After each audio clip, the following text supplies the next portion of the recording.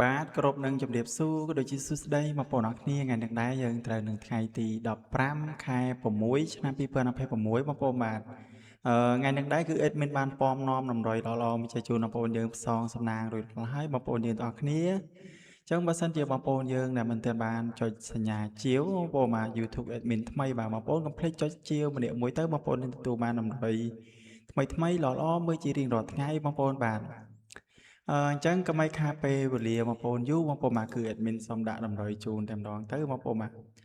ស្រាប់លេខត្រេងថ្ងៃហ្នឹងបងប្អូនបាទគឺយើងមាន22ហើយនឹង23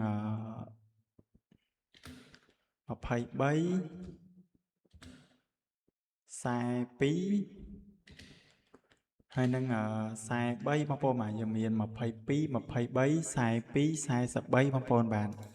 ញ្ចឹងស្រាប់លេខអូខ្ទង់បងប្អូនបាទយើងមានអូ20ហើយនឹងអូ40បងប្អូនបាទអូ20ហើយនឹងអូ40បងប្អូនបាទអញ្ចឹងយើងលេង A B C D ទៅបងប្អូនបាទលេខ A B C D បងប្អូនបាទស្រាប់លេខខ្ទង់20ហើយនឹងខ្ទង់40បងប្អូនបាទគឺលេខភាគរយល្អបងប្អូនយើងទាំងអស់គ្នាបាទអញ្ចឹងស្រាប់លេខធំបងប្អូនបាទលេខធំយើងមាន2 23ហើយនឹង4